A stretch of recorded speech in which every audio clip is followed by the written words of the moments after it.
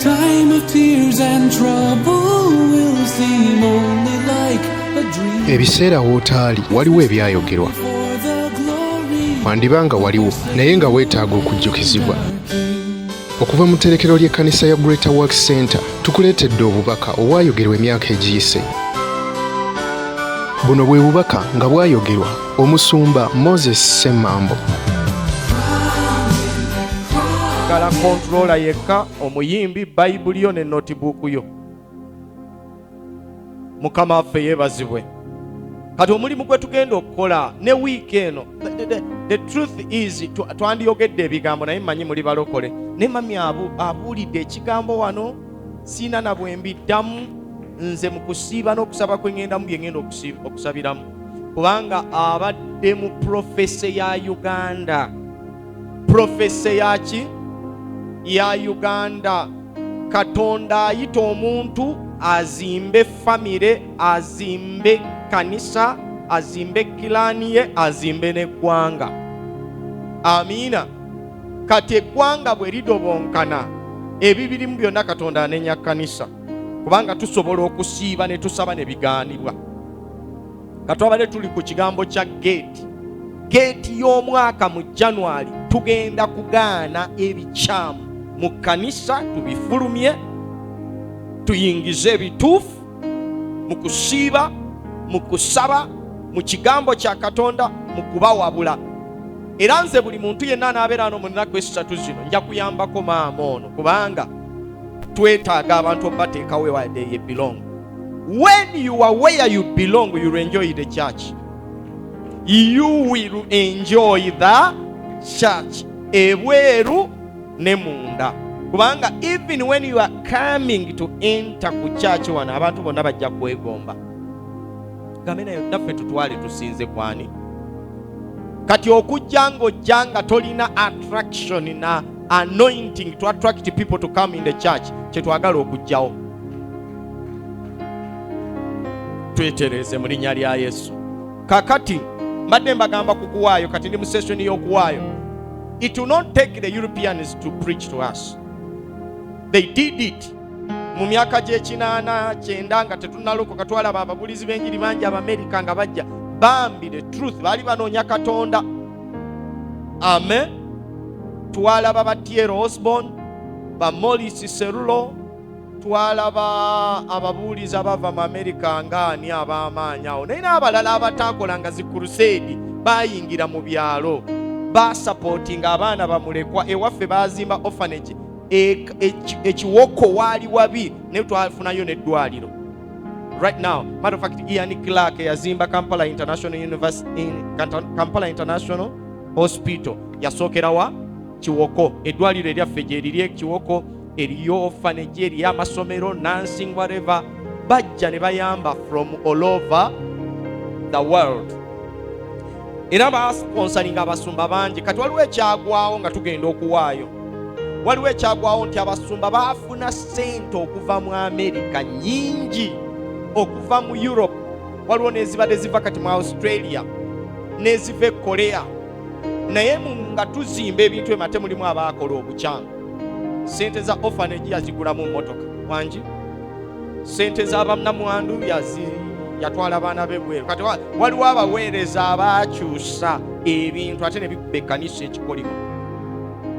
Buli lw'ogenda e Bulaaya n'ogamba nzitwala mbamulekwa, n'odda n'ozimbira mukyala w'ennyumba, oleese ekiki ku kkanisa naawe ne ku baana bo. Amasomero baagazimba, sibasalira musango, sango lyawo bwe kye baali balaba. Naye kati kyaleetera abazungu okubanga tebakyayagala kuwa mwaki mu Afirika. Bw'aba ayagala okuwa, ayagala management, leadership na administration agikole ki? Kyatulikokko mu World Trumpet Mission wa Apostle Mulinde ne Pastor Michael Kimuli. Baleeta ssente ndala nga mukyala Mulinde yakafa. Ne bagamba nga tukola Prose Foundation, hand over the ministry. Fe tukole foundation tuzimbira abaana bamulekwa, mukyala abadde akola mu Germany, abadde akola kakati administration eno tugikyuseemu, mwe mubeere bakozi, fe tubeere ba directors. Okisikiriza ekyo nnyabo. osuzeeko mu nsiko olwa ministry eno, bakuvumyeko, kati omuzungu akusasule nga salale, kati gwe ng'ogoberera buki. Twali tutandika Christian discipleship ministry ya Pastor Michael Kimuli. Omuzungu yava Switzerland n'atugamba nga ministry etandika tuli kugana, n'agamba I'm hiring an office, mbagulidde ettaka. Mu wiiki emu yali amaze okugula ettaka wali emabega w'Akanyasi nga ettaka liguze, n'agamba naye I'm bringing my attach yalina okumanaging administration ne super custom buli kimu muyina fe abaali mu youth ministry ne batutwala ne batusuza mu Manhattan gondo waliko youth bintu byonna birungi bya bei, naye simwe baliida. I'm the vision bearer. Mwe musasulwa buki kyemukola kirungi naye kikulu muli baavu. Ekyokubiri administration temukimanyi bulki. Tuli banafu mu administration wangi nagamba very smart, nagamba I want even to open up an airlines company here muntwale wa president. Amazima appointment nifikola agenda wa president nga buli center agirina ava Switzerland. Naye Musumba Kimuli bwe yagenda mu kusaba Mukama n'amugamba ontunze wangi ontunze. Ye musumba gwe nalaba yayita omusajja naffe n'atutuuza n'agamba tugenda kuva mu bwavu bwaffe nga ffe tubwejjamu. Sente ziizino n'omuzungu wuuno n'ettaka batiguze n'emmotoka yiino n'endala zijja, naye sikyali musumba, ndi mukozi. Mugamba mutya? Nagamba nga temunnaba kwogera, naye abaagala ogenda n'omuzungu mwenna mufulume bwe muti. Abagenda nange tuddeyo ku kakeeke namuŋŋoona, mujje nange enkya empapula ziizino zonna ne dokumenti ntwalira omuzungu mbimuwe agende ne ssente ze, ffe tuddeyo ku kyoto. Omuzungu bw'atyo bwe twamweyambula. Naye ffe mmwe mugenda okuwa ebimu eby'ekkumi n'ebiweebwayo okusiiba n'okusaba Katonda atuyimuse. Kyakolebwa. Kati ekyo kyenzize wano, kati musuubira Pastor Joshua ali Bulaaya yajja okusindika, mumuleke naye gwe ogenda okuyimuka. Kati njagala ba tithers mu kifo kino mujje muweeyo ekimu eky'ekkumi. Yimuka nga waleese ekimu eky'ekkumi kyo okireete wano tusabe in a special way.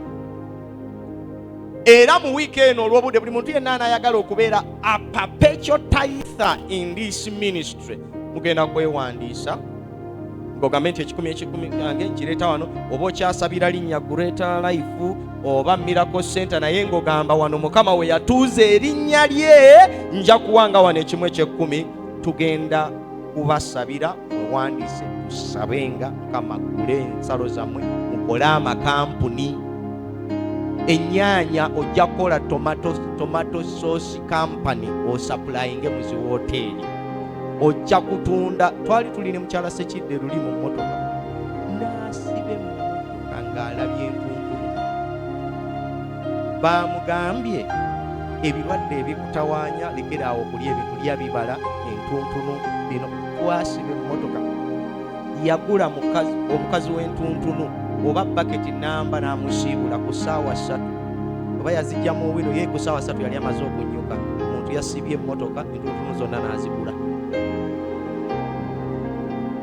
Bw'onooba ng'oli owaayo mu kkanisa mu guno omulimu gwe tugendamu, Katonda agenda kuwa Africa omukisa n'emirimu gy'engalo zo omukisa. Ne tuddayo kukola ennono z'okusiga. Ibulayimu n'atwala ekimu eky'ekkumi eri Merekizaddeeki, Mukama n'amuwa ensi y'e Kanani. Isaaka n'asiga mu nsi eyo ng'enjala eyimuse, Mukama n'amuwa 10 ku kiki. Kati njagala mwenna abali wano yaleese ekimu eky'ekkumi jangu wano. Bwe muba temuliiwo tulina obuzibu. Bw'oba waleese ekimu eky'ekkumi jangu wano. Ate weemanye ssanyu okukola Katonda ky'ayogera. Bw'oba waleese ekimu eky'ekkumi tutwale essaawa 5 dakika 5 era nga tukuyita. jangu buli yaleese ekimu eky'ekkumi. What we are doing, tutandise okuhonalinga okuwaayo kw'ekimu ky'ekkumi kyo ku kyoto in a special. Obudde ne bwe buba bugenze butya, omuwi w'ekimu ky'ekkumi bamusaamu ekiki wangi, ate naye n'akimanya, kubanga Katonda agenda kutandika okukola ebintu. Ojje wano otuwe obuki, bw'ofuuka obujulizi kigenda kuzzaamu bali abalala amaanyi nabo bakikole ki. Ku buli mutwalo gw'ofuna 100 lwaki lwa Mukama, ku buli mitwalo 10 omutwalo gwani, miliyoni mitwalo 10 gyani. Okitegedde? Gwe lya 9 Katonda alye 10%, naye 90% zosigaza is gonna be blessed in Jesus mighty name. Wanika maaso ga Mukama.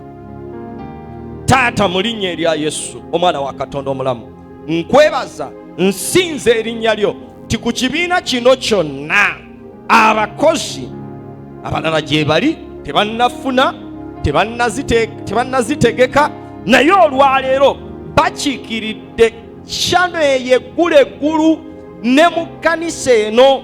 Kyano eyo Mukama gitugulire, kubanga waliwo okuyitibwa kw'amawanga, waliwo okuyitibwa kw'eggwanga mu kifo kino.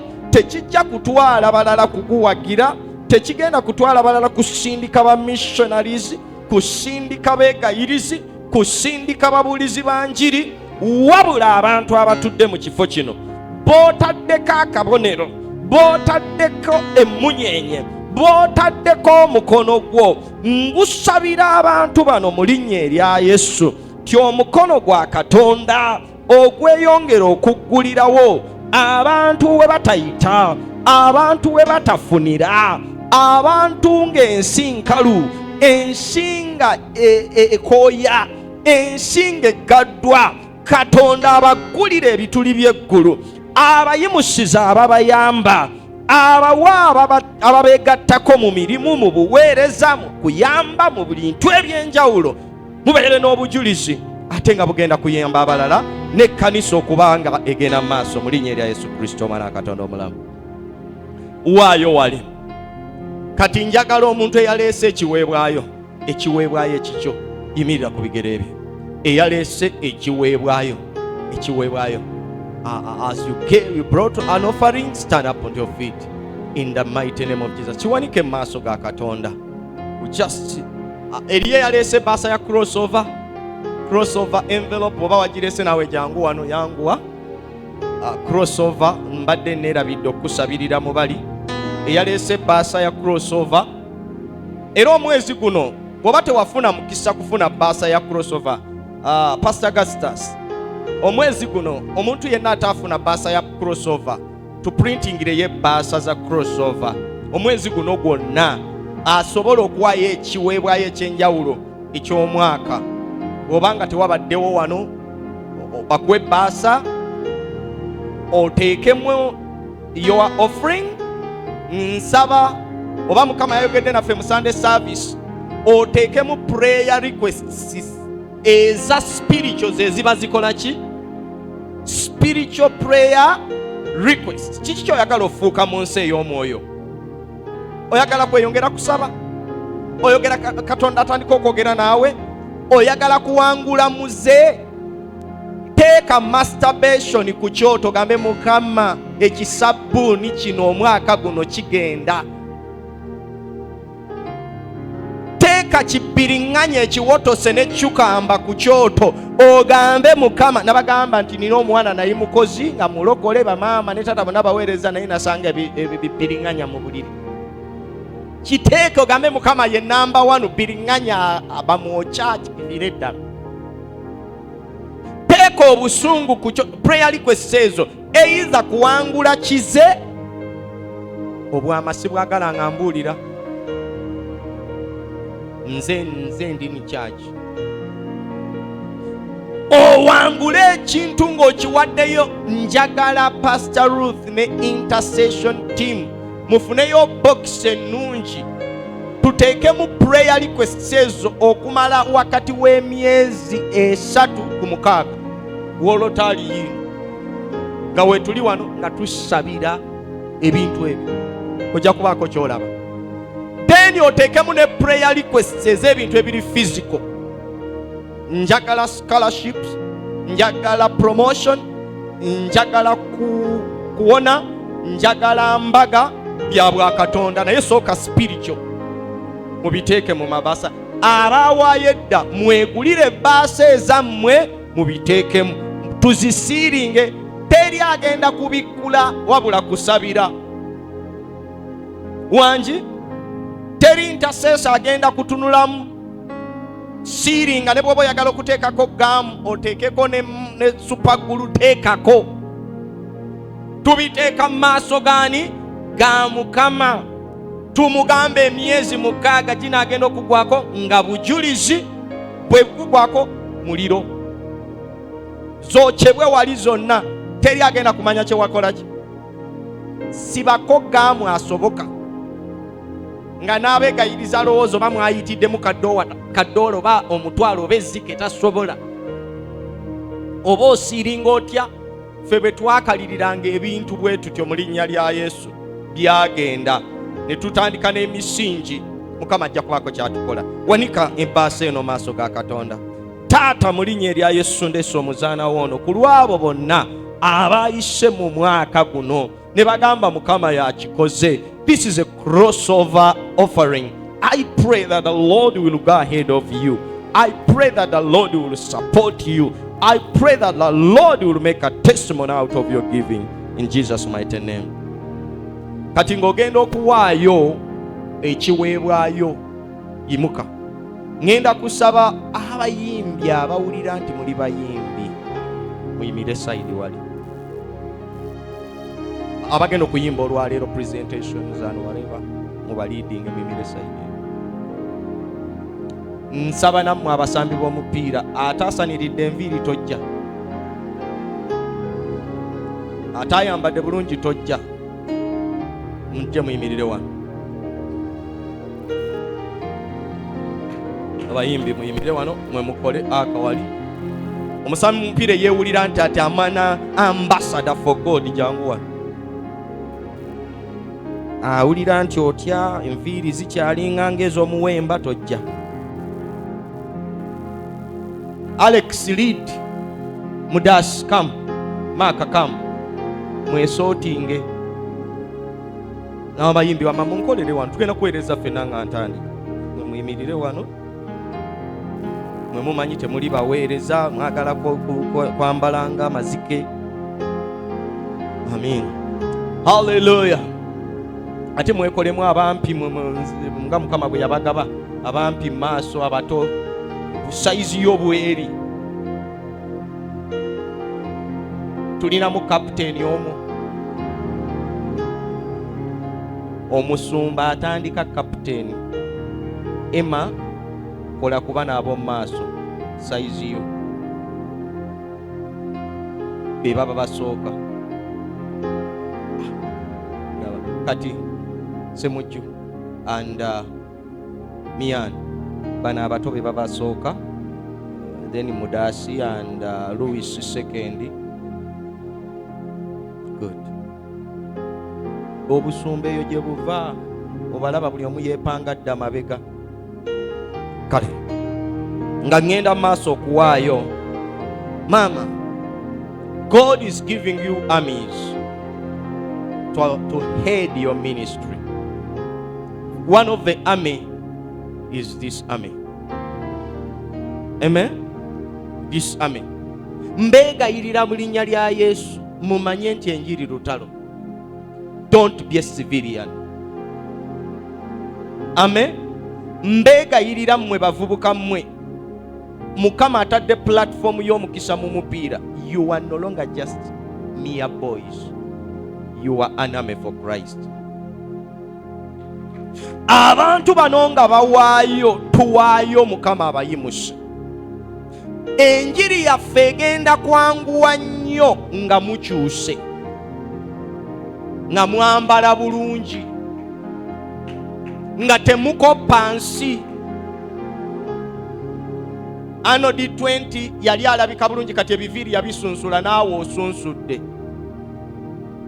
Bano abantu bagenda kuwaayo ensigo zaabwe zitwale maaso talanta zammwe, naye tetwagala mitwe migumu. Mutuvaamu ng'obudde bukola ki? Mutuvaamu ng'obudde bukola ki? Wano ebisaawe Mukama agenda bategekera crusade, si mu bisaawe. Nga bano be bakulembera mmwe ne mujja ne muyimba. Abantu ennyonta ebaluma ebisaawe, mugenda kutwala obubaka obuyamba abantu, kubanga abantu mu kanisa tebagenda kujjamu. Tuli mu offering maama, abantu mu kanisa tebagenda kujjamu, bajja kutuulanga mu bisaawe mu nguudo. Bano be baweereza abagenda. Kati njagala kwata ekiweebwayo ojja oteeke mu kibbo. Imuka. Njagalayo omuntu ng'agamba nze nninamu omutwalo gwange, 5 zange. Wiiki eno tulina semina, naye nze mmanye waya ezo zimenyeka. Nze kuno kati njagalako sipongi. Mu tekiniko mutumikisinza, abasumba tebalina microphone. Nziraba eno, njagala kati zino microphone 2 muzaawule. Amiina. Mwawule microphone z'abasumba. Kati nno kyenjogerako yakikoze edduka wano. Ulira mami bwakolola.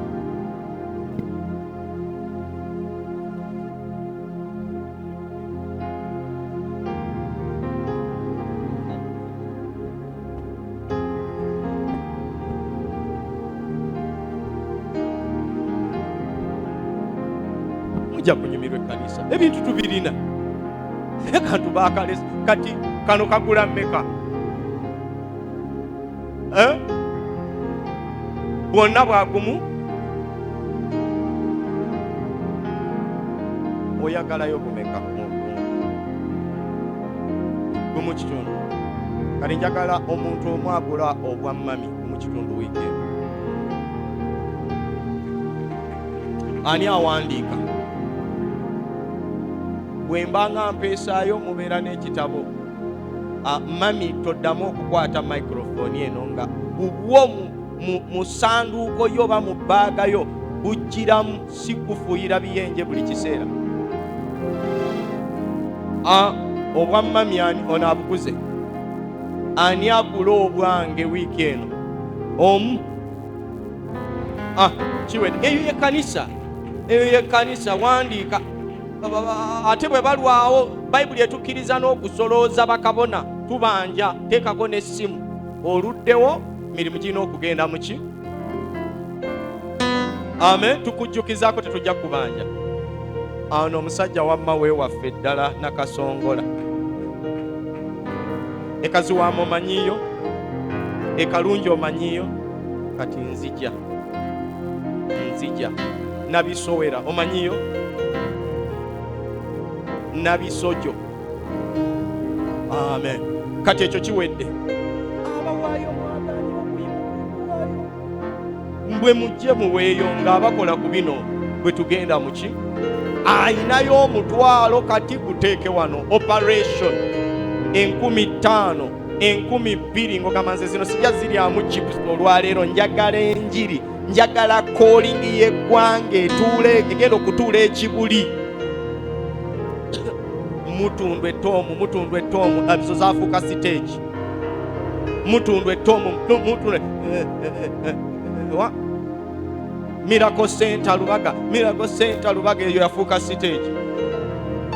Walala Prayer Mountain Katale yafuuka ki? Yafuuka stage. Waliwo Kanani stage tezaaliwo. Waliwo eyalinga Abundant Life ng'olinyira na buki? Maria ani wane ensambya. Ave Maria jangu gundi za mami ziguliddwa, ezango lyajja zigula. Kabaako omusasi. Tujja kuweereza Luweero, kuleta Luweero tujja kumutabaala naawe nakasegere nakasongola bamunaanika yiyo ne waffe walina okuva kati nga wenfunye omuyimbi si mudongo muyimbi. Amen.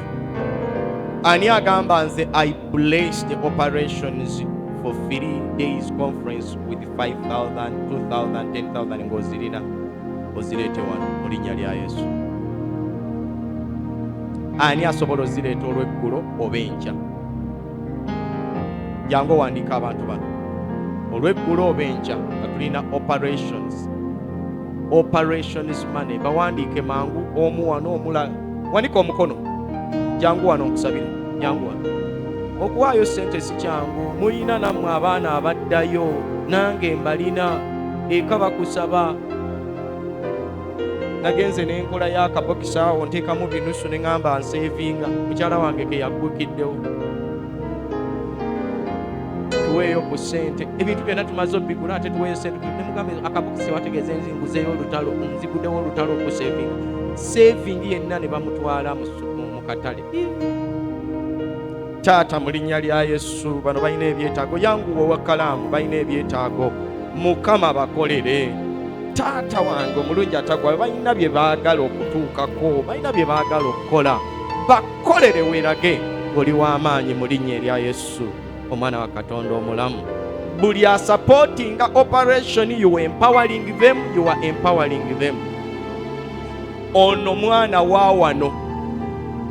You are empowering him. Ono mwana wange ow'omusumba. Hallelujah. You are empowering them. N'abange bonna basambi ba mupiira. This is a pastors. Bano bonna baana. Kati njagala tugolole emikono tubasabire. Na bano bonna Mukama abakozese. Bano bagenda mu kisaawe. Bano basigala ku kituuti wano.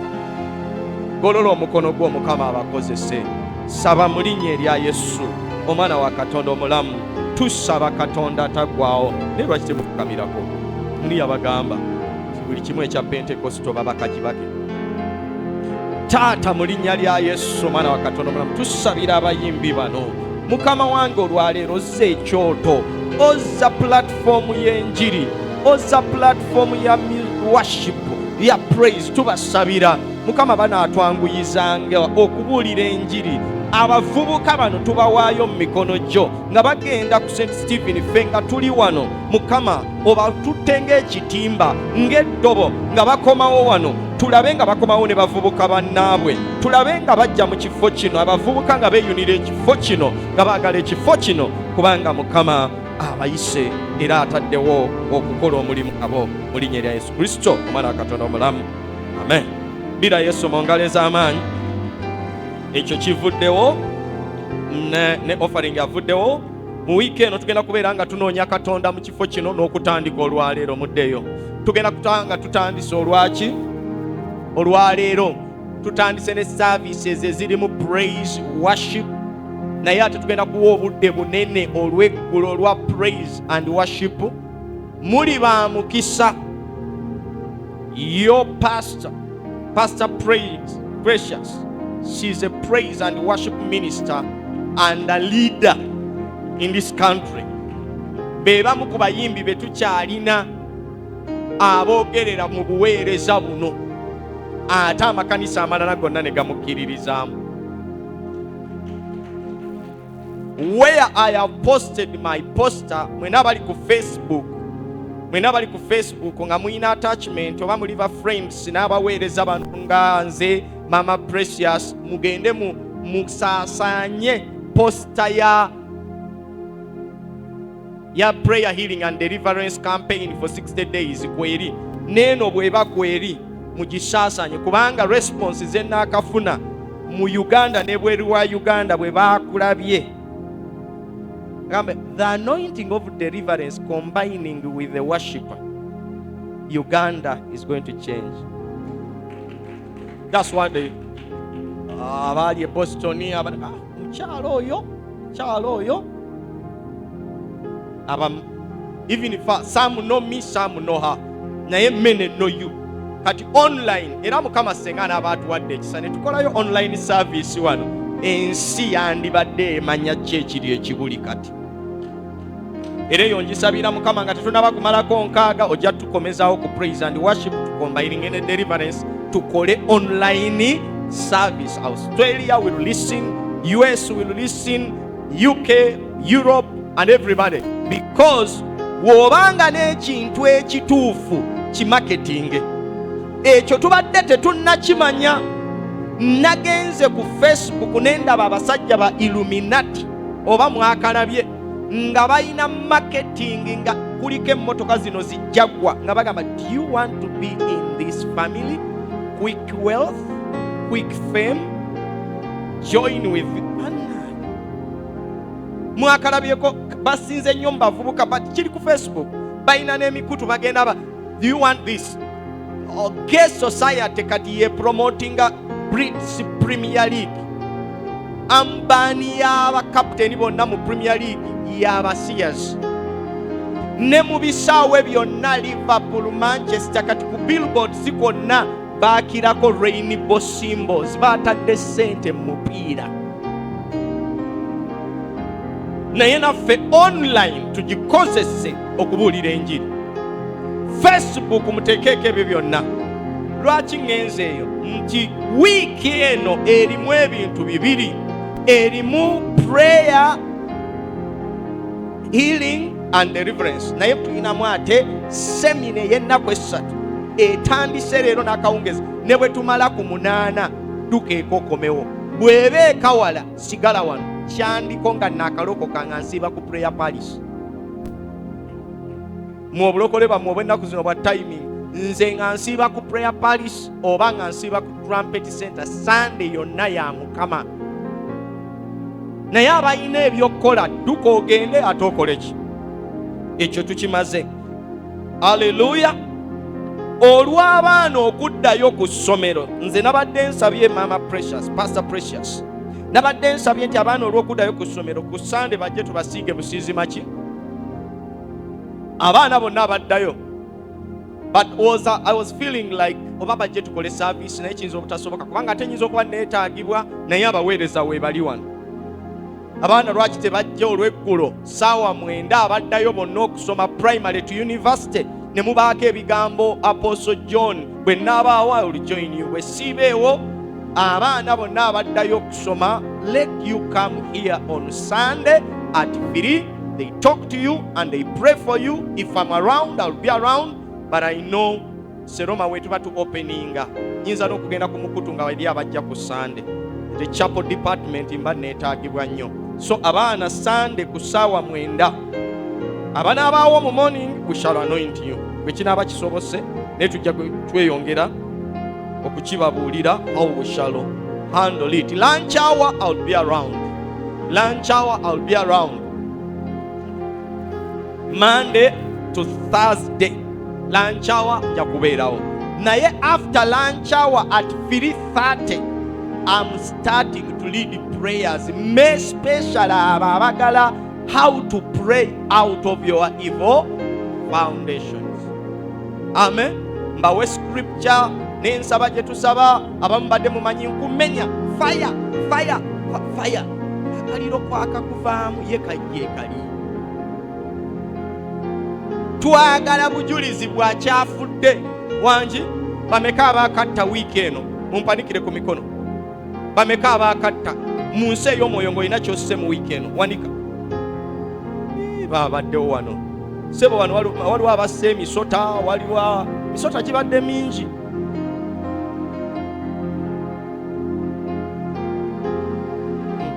Kisoboka okukyogera kuko oba tukisirikire tubadde wiiki eno Mukama abadde atta mumuwa omuzindaalo. Nze omanyi obujulizi mbwagala nnyo.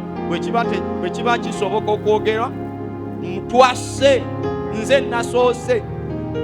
Bameka abasse nga si faya naye nga gwe wasse mu kirooto wanika obujulizi ate kati emikono gyevedde bye mwasse temubimanyi.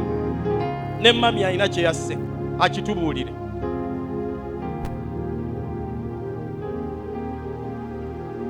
Muyimusize ddala waggulu abali mu control. Muyimuse waggulu eddoboozi lye liriko wansi.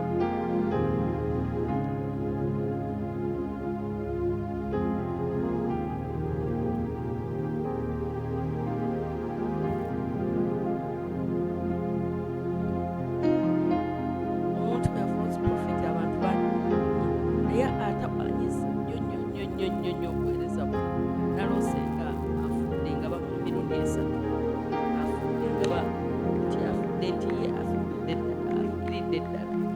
Wiiki eno yakutta. Wiiki eno yakola ki? Yakutta. Dawudi n'akuba Goliyaasi n'ejjinja limu.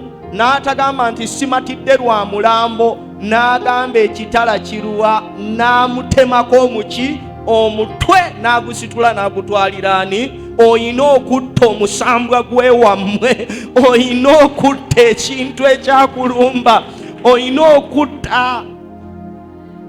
Kisoboka ensaba eyo gy'eri etta ebintu, si kwokya ate nga naawe bakwokya. Kati ekyo kye twagala okusaba wiiki eno. Lanchawa nja kuba ku kisaawe n'abaana, nzije mu lanchawa, nzireyo ku kisaawe ssaawa 9:30. Ate tuli mu kusaba nakola ki? Ne bwe babanga tebakubuulidde omwezi gwa January waakirisiiba y'ennaku 10 na mmeka? Ye amakya mulokole oyo, nassale mulokole ennaku 10 na mmeka? Student mulokole asaba omwezi gwo ng'asiibye. Nwaggwano w'obulokole, captain, champion, emyezi egitakkawo emeka?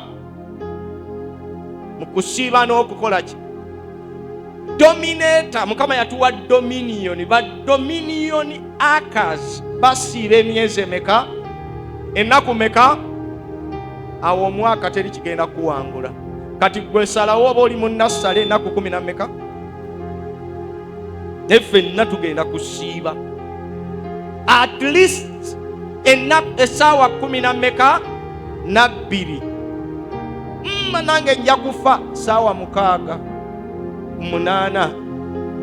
Ennineeve ne basiibisa n'enkoko n'embuzi n'ente byonna. Oba oli mulwadde oba ogenda kufa, kusiiba. January bw'oba olina endwadde eri acuuti, jangu wano otubuulire. Ezimu baziyita habitual diseases. Olw'okuba oyagala nnyo emmere, bw'omalayo ennaku 2 nga owulira alusa, ekyo bakiyita habitual hunger. Zikalirireyo wiiki etya, ojja kulaba bwe zigenda. Eriyo gye bayita habitual hunger, nti ssaawa 7 otandika okuwulira enjala kubanga wali bajjudde kali akawoowo kazze na kano kawo. Tuzikubira mu wiiki 2 zino, ogenda okuwulira nga ne bw'oyita ku kabizi ne kasiiya nga tolina ky'owulira. Omanyi teri kintu kirina aroma nga mbizi, bw'ogisiikira ewuwo bonna bamanya. Naye tugenda kusiiba. Naddala ekkanisa eno tulina calling eri wano etandise okwanifeiringa. Calling y'eggwanga eba nnene. What a blessing and what a burden and what a challenge. Calling y'eggwanga nze n'amawanga njiwuliddeko wano.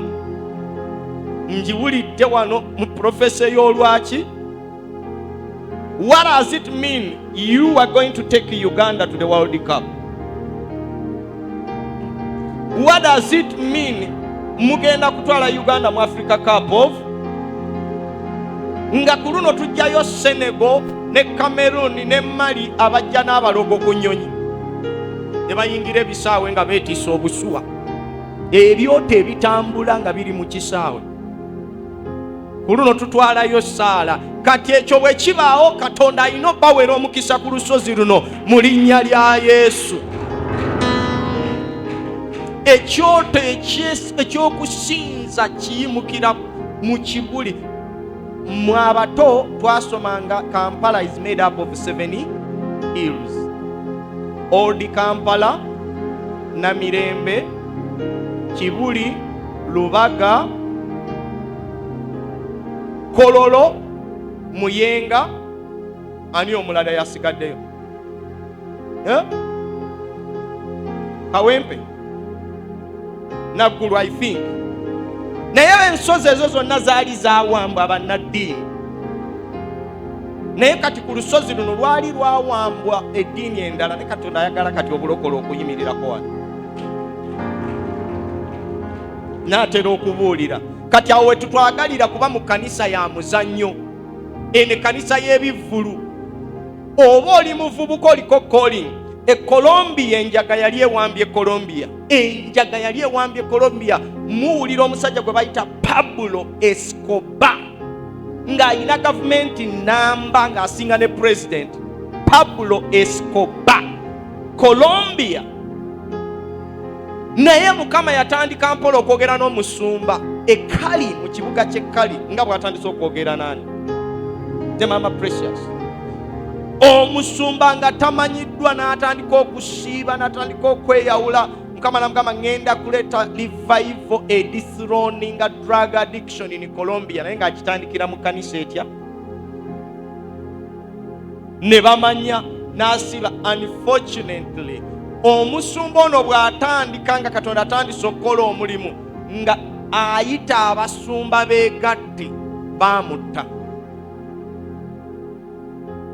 Bakola ki? That's where we are. Tukola omulimu nga si bakkanisa ndala be bagenda otuwagira. Mmwe mulina otuwagira, otwagala, mutuprotecting. Era wano wabawo omuntu atayagala Mama Precious, atayagala Pastor Joshua, atayagala Pastor Moses, Katonda akukoleko ng'obudde bukyali.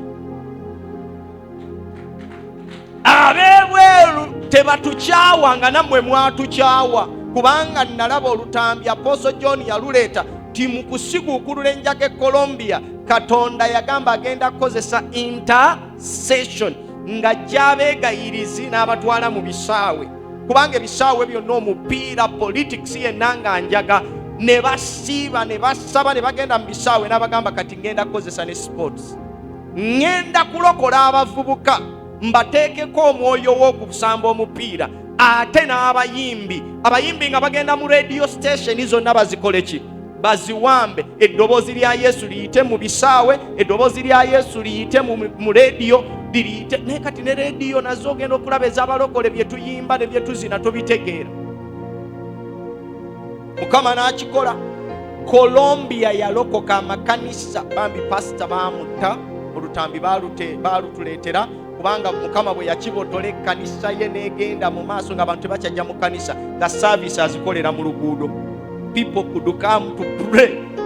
Church nebooga ne bagamba leero town council, municipal council, bonna abantu ne balokoka ng'ekintu kibotodde.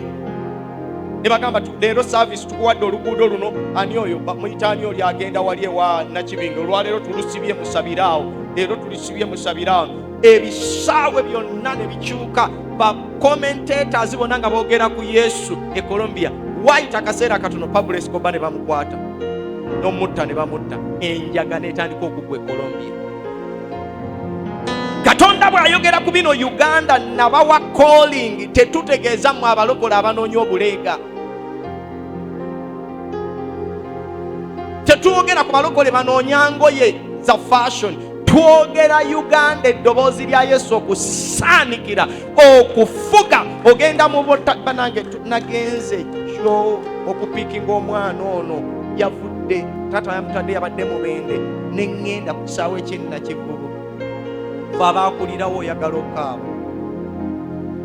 Ekisaawe gavumenti yakiwa omusajja omu musiraamu okufunamu ssente. Ekisaawe kyonna baakiwahamu. Amaduuka sibya amaduuka amalala munda mu bakuli y'ekisaawe, ebweru yakyetooloza amaduuka, kati asibe flowers endala 3 munda. Abaaliwo baalinga tebalaba opportunity ya business, naye ekisaawe mu bakuli mwe kituula ebweru maduuka. Neno yonna sente zonna zigendewo omuntu ate. Twagendayo ne mukyala Ssekidde ne tumusaba tuteekewo ekkanisa ku wingi eri, n'agamba haramaini. Mukama yampa emaali eno, muzikiti gwokka, yaguzimba yekka, gwe guli ku 3rd floor.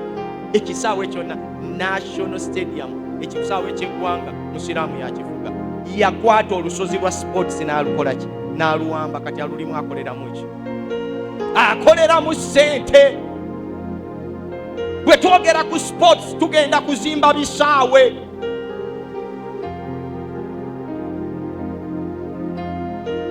Ntubeeremu n'abantu abajja okulaba omupiira mu interval, omuyimbi oyimbe. Ffe we twakuliranga Nakivubo Firigo nga yeekuba endongo ya Firigo eno efuuse kazaala balwa. Patrick Awoyo wa Villa yagireetanga. Mbeera mulinga musala ndongo. Tomutondeka waka. Mukama ayagala akyusa omulembe. Paka Pastor Kayanja bwe baleeta Orange FC ne tutandika okuwulira Fiona nga baleeta endongo ya Yesu. Mukama. Kyovula ebyo baabitubuuliranga tukyali eyo mu secondary. Enjiri netubuulirwa kisoboka okuddamu kati oli ku Kinakasongolazi Gazette lyaze site. Ate ye site egenda okubeera ennungi, egenda kubeera wero planned. Tulina okufukamu ettaka we tugenda okuzimba stadium. Era nzija eyo wa mukodomi wange Kalunje Mayirikiti ekyali ensiko ffe tulaba kibuga.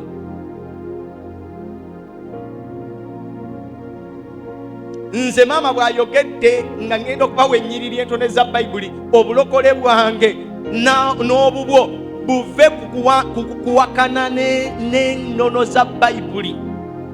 Oyingire mu nnono za Bayibuli mu butuukirivu mw'onooyimanga, onoobeeranga wala n'entiisa n'okujoogebwa.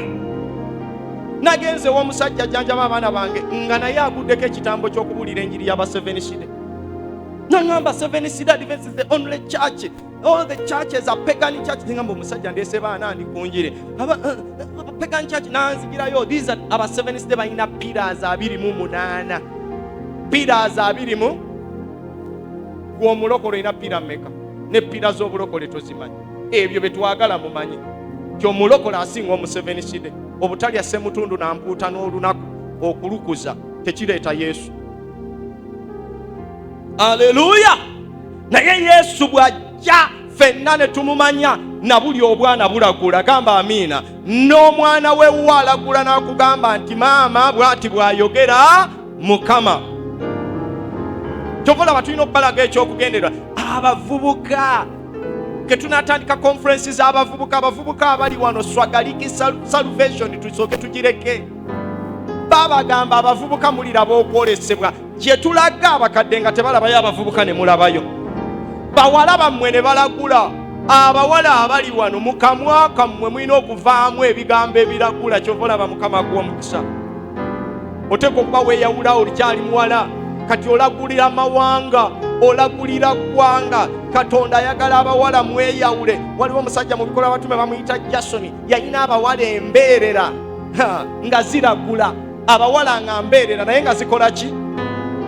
Is it right? Can you be there without a boyfriend? Biveemu ebyo. Is it right? Is it fashionable to have a boyfriend? You don't have a guy? Olwo oluzungu olwo mu luveemu mujje tunoonye Katonda. I came to know girls are saying it's not normal kubeera omuwala ng'olina boyfriend omu. You must have multiple. Genda ku university wano waliwo asasula gundi buki buno bwe musulamu buhosero ate tebasula katanga bo basulamu akamwezi. Abaana batuka wali bali alive bampita ku akamwezi eri mosero wano waliwo weboleza engoye dry cleaning. I take my clothes to the dry cleaner. Era izo sente osasula tosobola kweyoleza. I don't know this is where we eat from. You know this is where we order food. We are so busy and we have to order food here. Ngamba banange are kino I have to call a cab or Uber to take me somewhere. Ngamba izo zivaawa nze nkula futusubisha abaana batambula obuli awo akana nga kaleesa akamotoka ka vitisi kumotoka oba student. Era bw'obeera ano ng'oli musajja okola ng'oli mu busitale tivitizi obwo bw'aba student. Genda ku akamwezi zonna hostelo zijjudde bumotoka buto. Oba okyali ogenda okulaba mwana student babagaga yingizaawo benzi na pajero ng'oddukamu mwana. Naye kitegeeza kyekyo ebyo si bye bigenda tutwala nga bitwala abalala. Waliwo omuwala Katonda gwagenda okwawula amusimbe mu hostele yakyusa abawala abo abalala bonna be bawaki. Waliwo omulenzi gwe balina okwawula bakusimbe mulyo. Katonda akisobola. Ku Seroma waliyo omwana Mukama nandaga calling ye nanteekako badeni ne musasulira first hostel semester yasooka nze nasasula akamwese ey'enakawo nga mukama ngambye oyo musimbo mwenjogerera kati ali mu magye ga US Air Force naye yaneerabiramu kamenye emisingi alidda bannange kati wiiki eno yonna naffe tuli mu kulwana twaweerera abaana bali mu Amerika baliwa batwerabira katumenyere ekibuli wano katumenyere bajja kudda bajja tusangawo wano buli yakwerabira ajja kudda omwezi guno omwaka guno buli yakwerabira akusangewo ekibuli ayakuleka ekibuli agenda kusangawo ate ng'oli ku levo ndala ndi mu birango ndi mu njiri ndi mu kuyamba mu linnya erya Yesu omwana wa Katonda omulamu. Holy Communion, if God helps us next Sunday, mommy, we do Holy Communion. Holy, that's why the whole of this week muberewo lunch hour abagala foundation tuyiga olw'eggulu ate ne mu deliverance eyinza okuyingira mu worship and praise, then Sunday tukole Holy. Abaana bajje ku Sunday, write your prayer requests. Ekyo nakimaze mbeegayiridde Katonda nga bw'ali omulamu, Katonda nga bw'ali omulamu. Nze Katonda byeyogera ku sports bwe ndaba ebisaawe kati nga basiramu babitutte bwe babitwala era kale kasita nakasongola gyali olaba wano emijera ogende wali ng'ogenda otuuke ekigumba waliwo awo ekyalo bakiyita batya erinnya na bw'oveeme oba kakoge between naye waliwo olusenyi oluli awo wakati nakitoma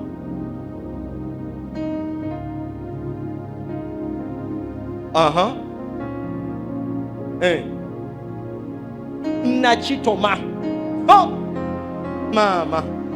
mama yabaaki Yesu Mukama Yesu atukolere ekiseeyo munda gyetugenda okukola ebintu mu linnya lya Yesu. Naye omanyi agendayo nga manager yeyo kosi kati gyokola manager wa stadium yeyo kosi gye bayita business administration and management kati gyokola emirimu gigenda kubaawo mpandi lwaki watuddeyo n'oyo naye yatandise okusamba omupiira wadde kati oli mu praise and worship team mubireko Mukama mu ngalo. Omusajja ali mu praise and worship team ate asamba n'omuki kati ebirango mbimaze ebinaasigala. 2 Chronicles chapter 20 edakiika zijja kubanga 2 nga tekumami byayogedde Pastor Precious and what we've been matter of fact kyezingiramu kubanga ffe God told us this shall be a generation of they that seek God. 1 Chronicles chapter 20 and verses 1 to 4 or 5. I pray let Apostle read quickly. There is a king who was attacked, who was surrounded by different forces. But the Bible says he feared, but he set himself to seek the Lord. But when he sought the Lord, the weapon God gave him was praise. Was praise. Soma. Tuli mu kitabo eky'ebyobumirembe ekyokubiri ensula ya 2 okutandikirawo. Awo lwatuuka oluvannyuma lw'ebyo abaana ba Mowabu n'abaana ba Amoni era wamu n'abo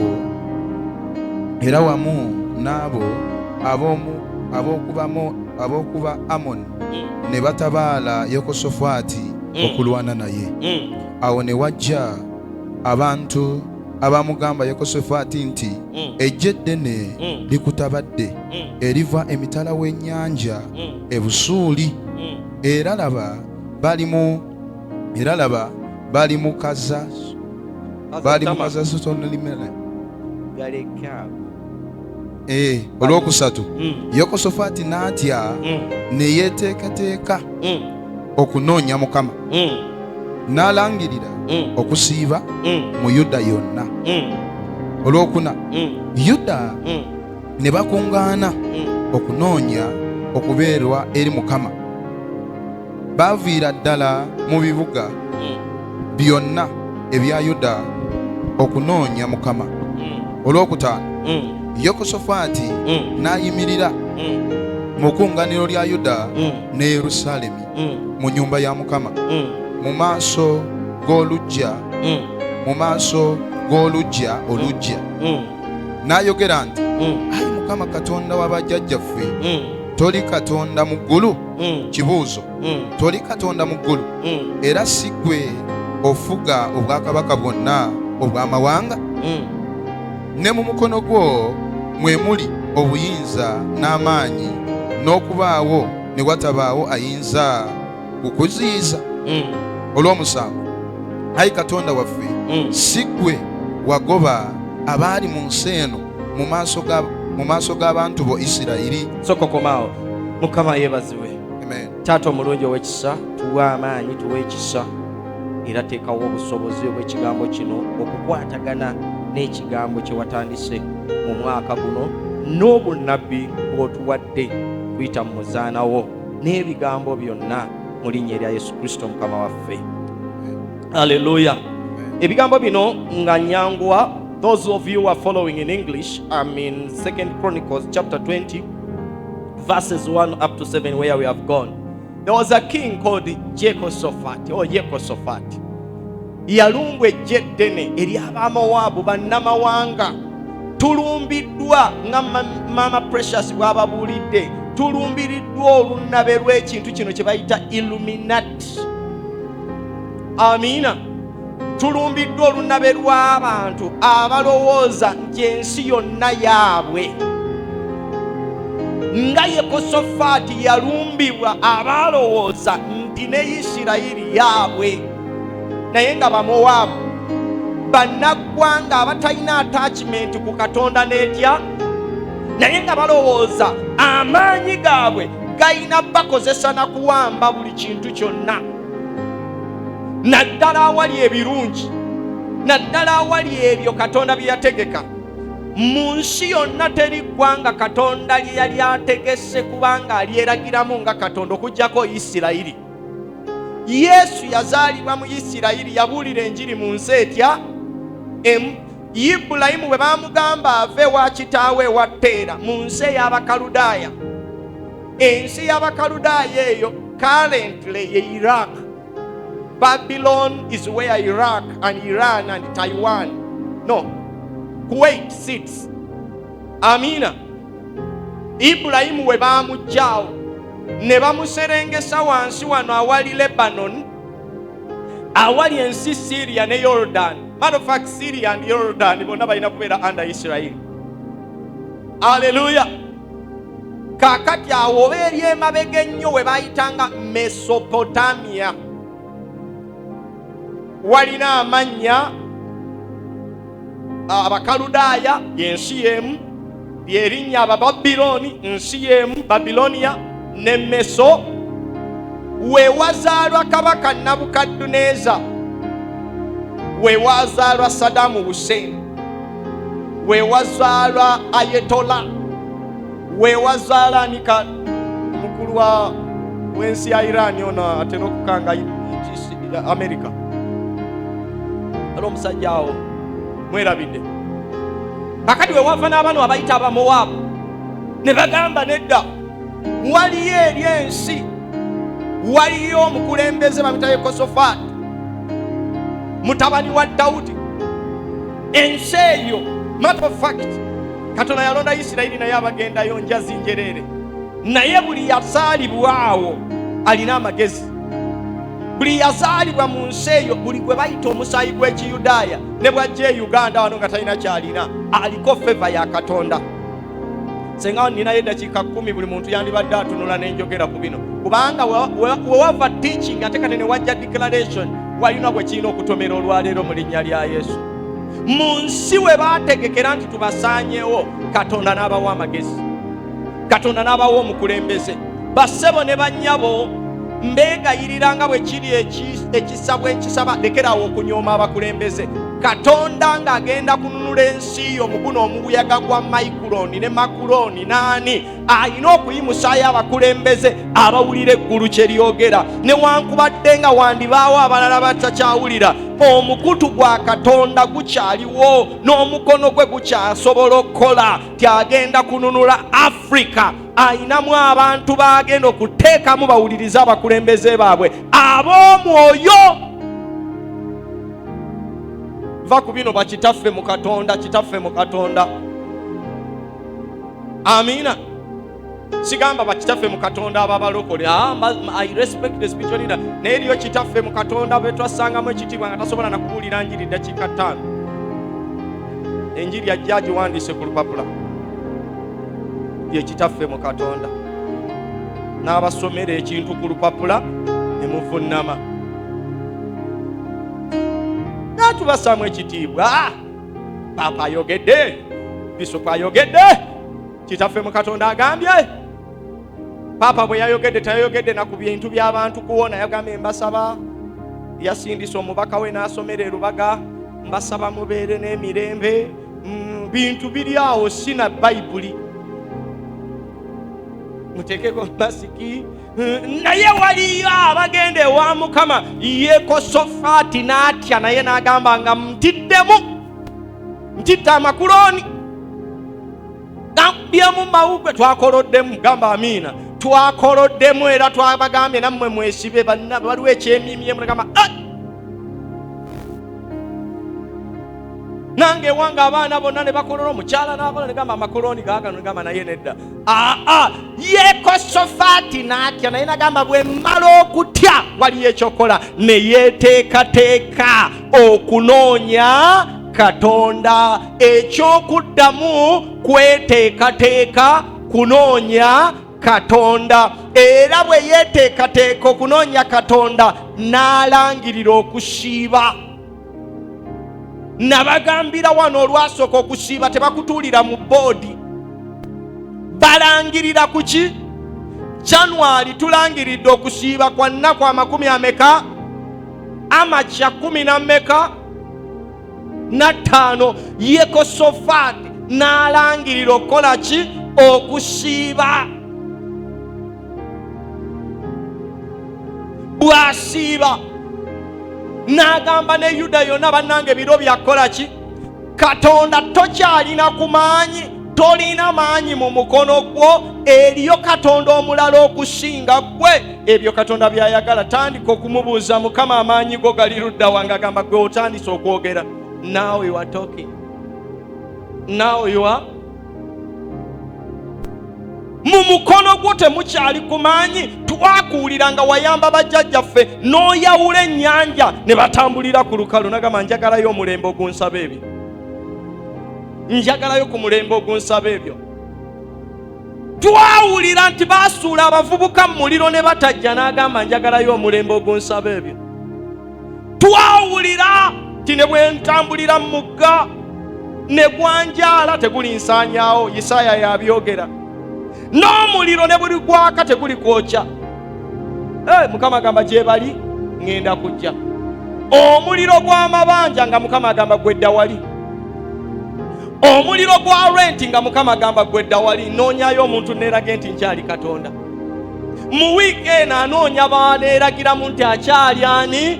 Katonda. Waliwo agenda okusonyiwa ebbanja, waliwo agenda okwenenyeza, waliwo agenda okujja kuleetera ekyotamanyi, agenda kusanga ng'oli mu kunoonya Mukama. Waliwo endwadde egenda okuwona nga yeefudde endwadde gye bafudde nakakongo nga yakwesibako, egenda kutta mu linnya lya Mukama waffe. Naye bassebo ne bannyabo, omwaka gulimu ebitiisa. Ani atannawulira bitiisa okujjako mmwe abatalina antena za mwoyo? Ate ne bw'oba antena tozirina, ebyogerwa ku mawulire yassa omuntu. Mukyala we yenna n'amusalako obulago. Abaana n'abasibira mu nnyumba ekayunga. Omukazi ensi yamutamye n'agamba kentamye obwana kansibire mu nnyumba, bwonna n'abusanjaga n'abutta, naye n'amala ne yetta. Leediyo zonna olaba ne Top TV nayo kati etandika nga gataliiko nfuufu. Top TV nayo kati munsonyiwe kanji nokoleyo etandikiza bamuse yetuze enkayana zettaka basse kitaabwe omukazi yasse muganzi we. Ebyo byebiriwo. Abettaka ne bakaaba ne bazirika kubanga babasenda ku ttaka. Ensi yonna kati tekyalimu positive news.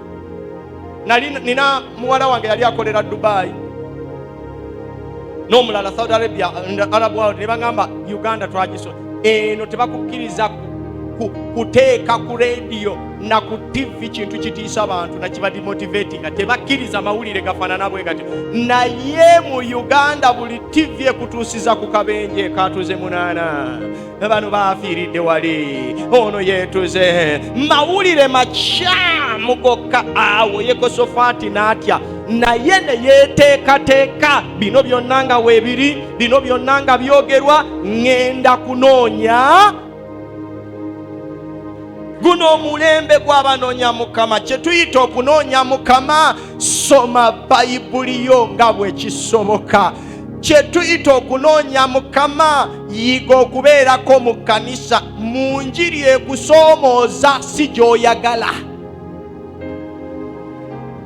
mu njiri ekutwalako emize si mu njiri ekutuumako emiki wangi. Okwo kwe bayita okunoonya Mukama. Naawe noweerabako n'ogamba mu bavubuka I am different. Naawe n'obaako n'obujulizi nti ekyo nakiwangula, ekyo si kyakyambala, ekyo si kyatuulayo, eyo si kyagendayo. Noonya Mukama kubanga agenda kusangira mu watukuvu we. Basebo ne banyabo, nze maliridde ŋŋenda kubuulira enjiri. Ogenda kujja olunaku lumu onneebaze kubanga kino kyenkubuulira waliwo ekigenda okutwala. Eriyo omulimu nga tebanoonya diguli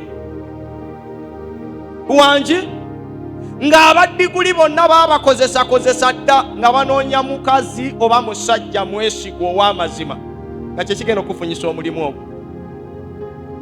Ngera weetaagayo omusumba akutegeka kubanga ogwo omulimu gye guli.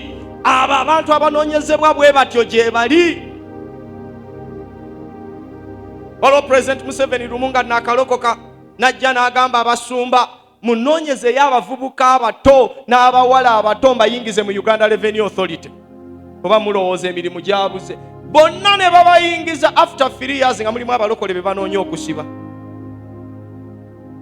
Mwalimu ne mukwano gwange yadduka kati ali London. Olwayingira Revenue Authority obulokole ne bukyuka. Ekyoja mu mirone bantu ne batandika okuwuuta ssente za revenue n'abalokole. Tolowooza nti ekyo kyoyagala wolokose nnyo ojja kituukamu ate kikusuule. Awo tewaba n'amiina. Emmotoka gy'oyagala ojja gifuna ekulemesa okujja mu kkanisa kubanga emmotoka eyogera ne ssente zoogera. Nga tolina ssente ojja tuula omutwalo oli ku biiki miliyoni biiki ze baggudde ogenda kulaba abaana be batasaba ku birthday party resort. Kati mulina birthday party yenga ndabamu obutebe omulimu ababuuseemu nga bagenzi. Ezo zi house parties tebakuteeramu wayini mu soda n'ozirika n'ogweri ne basitula busituzi. Mumanyi nti bannange ebintu byatabusa. Ne birthday cake bagikoleramu ebintu ebitabula abantu. Sitaani ajoze ensi. Tuddayo ku masomero. Mu masomero abaana baawongebwa mu satanism bajja n'ezi cake to celebrate birthday parties naye nga cake simponge wa sitaani. Buli mwana agirya yatabuka, buli agirya yakola ki? Munsabye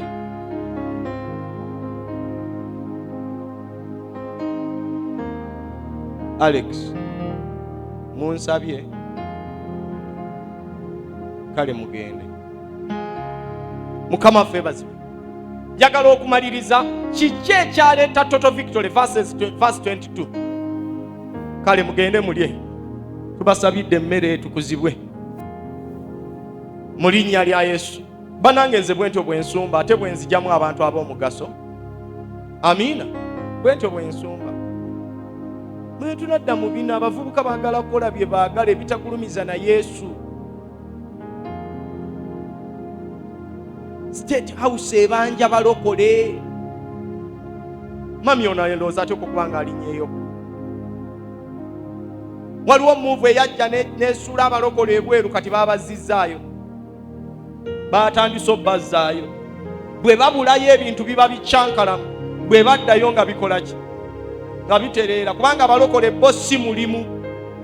Ba intercessors. Era n'omulokole gwe bawa omulimu yena mu State House oba mu Parliament n'atakola mulimu gwe ng'ebintu bicyankalana. Mukama waffe yeebazibwe. Nange nkusabira eriyo manager eyeetaagibwa nga bwesigwa. Eriyo project egenda kutandika mu kyalo ewammwe ku lulwo.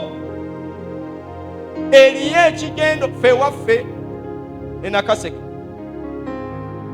Aba Blanka baave no balina ku project. Waliwo ka project ya presidential farm eri Kawumu. Wangi ewaffe wonna kati waliwo ebintu ebigenda. Nze nasomera Bukalasa Agriculture College. Tempitanga we waffe n'endagula ne batwala University ya Busitema ne waffe kati eramuza. Bintu bigenda bikyuka. Ekibanja kyange kyekisembe eri wansi wonna kutunda mmere ngenda omwaka guno ngenda kulima. Kubanga bazimbye hostel.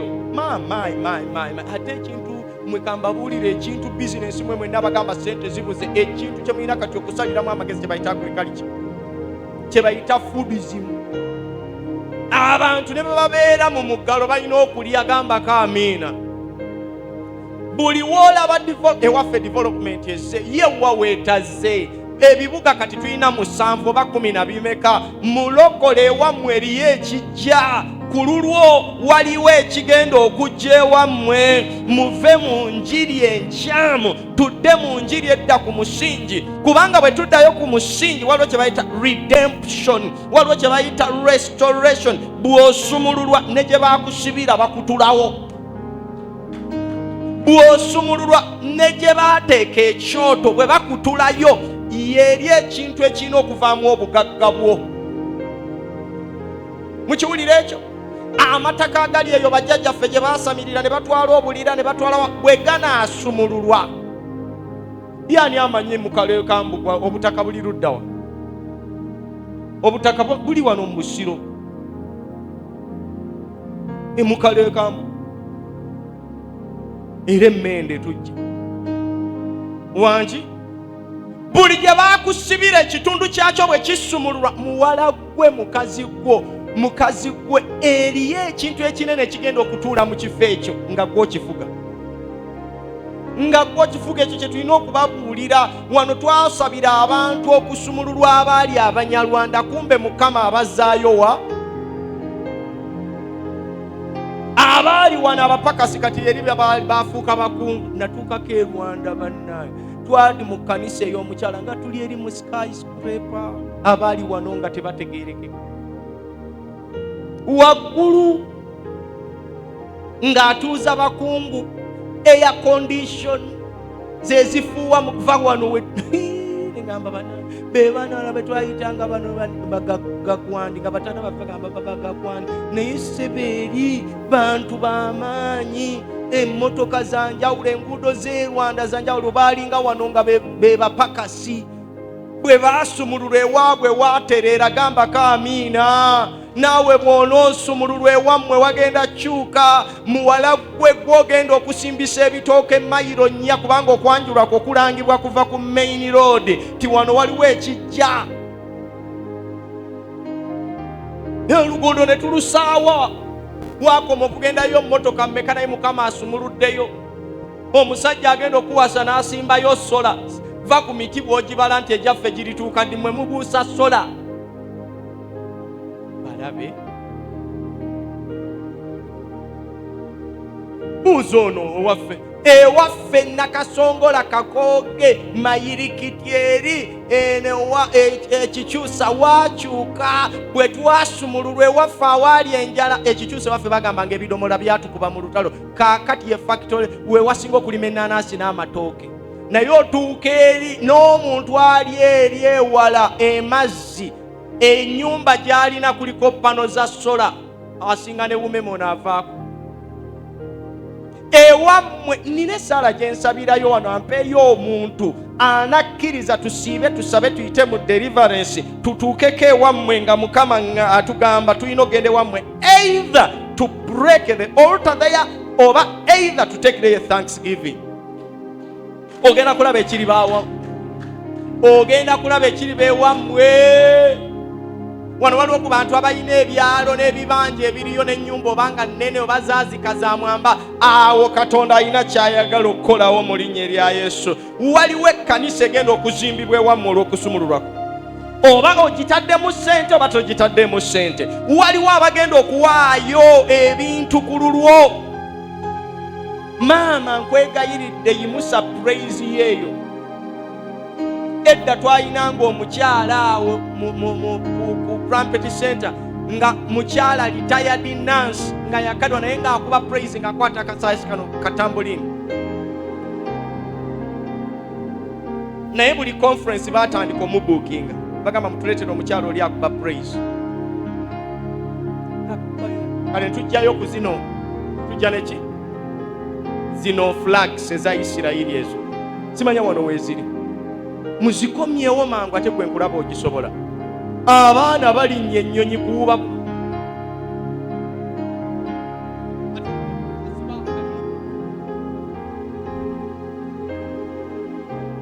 mu bujjeeyo mu linnya lya Yesu omwana wa Katonda omulamu, kubanga the instruments of praise are going to break the doors and the barriers and the principalities over the land.